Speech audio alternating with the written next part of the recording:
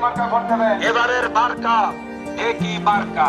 রাজনীতির মাঠে যখন প্রার্থীদের সঙ্গে থাকে শত শত কর্মী, ব্যয়বহুল প্রচার আর বড় দলের শক্ত ছায়া, তখন গাইবান্ধার সাদুল্লাপুর ও পলাশবাড়ি এলাকায় দেখা যাচ্ছে একেবারে ভিন্ন এক ছবি।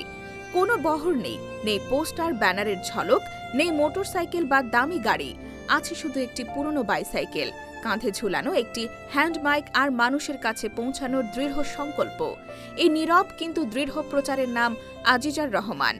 আজিজার রহমান একজন স্কুল শিক্ষক, বাড়ি সাদুল্লাপুর উপজেলার ভাতগ্রাম ইউনিয়নের খোদাবক্স গ্রামে। ঢেকি প্রতীক নিয়ে স্বতন্ত্র সদস্য প্রার্থী হিসেবে নির্বাচনী মাঠে নেমেছেন তিনি।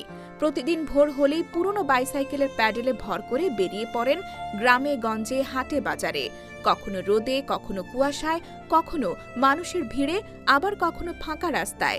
একাই তিনি মানুষের কাছে যান, একাই নিজের কথা বলেন আর মন দিয়ে শোনেন মানুষের কষ্টের গল্প। তার রাজনৈতিক পথচলা নতুন নয়। এর আগেও উপজেলা ও ইউনিয়ন পরিষদ নির্বাচনে চেয়ারম্যান পদে অংশ নিয়েছেন, হার মেনেছেন, কিন্তু হাল ছাড়েননি। স্থানীয় জামালপুর রোকেয়া সামাদ বালিকা উচ্চ বিদ্যালয়ের সহকারী শিক্ষক আজিজার রহমান বিশ্বাস করেন, শিক্ষকতা শুধু শ্রেণীকক্ষের মধ্যে সীমাবদ্ধ নয়, মানুষের পাশে দাঁড়ানোই তার প্রকৃত শিক্ষা। তিনি বলেন, এই নির্বাচনে সাধারণ মানুষের সাড়া তাকে নতুন সাহস দিচ্ছে। নির্বাচিত হলে এলাকার মানুষদের সঙ্গে নিয়েই উন্নয়নের পথে হাঁটতে চান তিনি। অর্থ, দল কিংবা ক্ষমতার জোর না থাকলেও তার শক্তি, বিশ্বাস আর পরিশ্রম।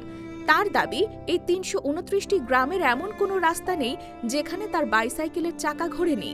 সুষ্ঠু ও নিরপেক্ষ নির্বাচন হলে এবং প্রশাসনের নিরপেক্ষতা বজায় থাকলে তিনি আশাবাদী ঢেকি প্রতীকী বিজয়ী হবে।